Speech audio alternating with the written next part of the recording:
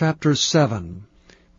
And it came to pass, when the king sat in his house, and the Lord had given him rest round about from all his enemies, that the king said unto Nathan the prophet, See now, I dwell in an house of cedar, but the ark of God dwelleth within curtains. And Nathan said to the king, Go, do all that is in thine heart, for the Lord is with thee.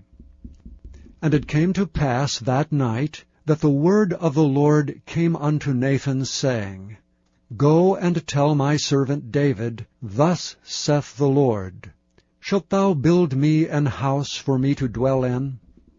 Whereas I have not dwelt in any house since the time that I brought up the children of Israel out of Egypt, even to this day, but have walked in a tent and in a tabernacle. In all the places wherein I have walked with all the children of Israel, spake I a word with any of the tribes of Israel, whom I commanded to feed my people Israel, saying, Why build ye not me an house of cedar?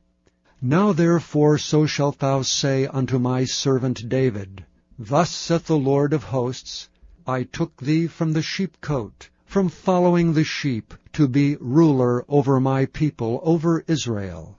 And I was with thee whithersoever thou wentest, and have cut off all thine enemies out of thy sight, and have made thee a great name, like unto the name of the great men that are in the earth. Moreover, I will appoint a place for my people Israel, and will plant them, that they may dwell in a place of their own, and move no more. Neither shall the children of wickedness afflict them any more as before time, and as since the time that I commanded judges to be over my people Israel, and have caused thee to rest from all thine enemies. Also the Lord telleth thee that he will make thee an house. And when thy days be fulfilled, and thou shalt sleep with thy fathers, I will set up thy seed after thee, which shall proceed out of thy bowels, and I will establish his kingdom. He shall build an house for my name, and I will establish the throne of his kingdom forever. I will be his father, and he shall be my son.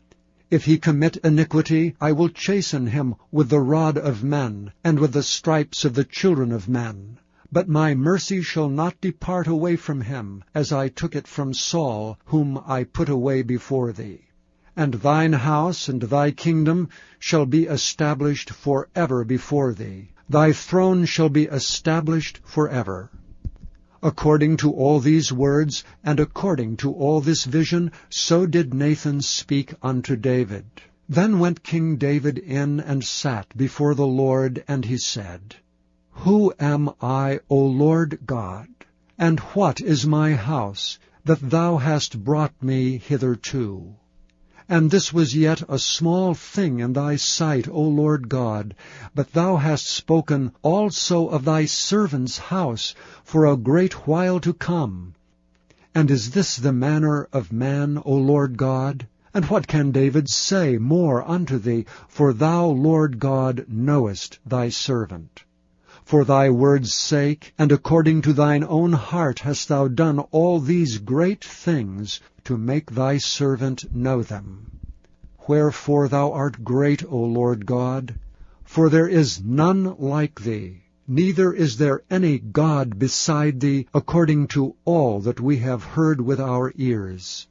And what one nation in the earth is like thy people, even like Israel, whom God went to redeem for a people to himself, and to make him a name, and to do for you great things and terrible, for thy land before thy people, which thou redeemedst to thee from Egypt, from the nations and their gods. For thou hast confirmed to thyself thy people Israel to be a people unto thee forever, and thou, Lord, art become their God.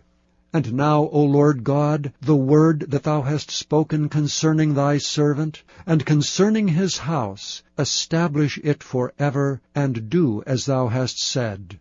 And let thy name be magnified forever, saying, The Lord of hosts is the God over Israel.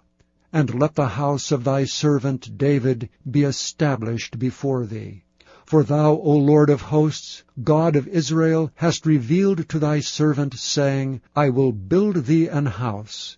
Therefore hath thy servant found in his heart to pray this prayer unto thee. And now, O Lord God, thou art that God, and thy words be true, and thou hast promised this goodness unto thy servant. Therefore now let it please thee to bless the house of thy servant, that it may continue forever before thee. For thou, O Lord God, hast spoken it, and with thy blessing let the house of thy servant be blessed forever.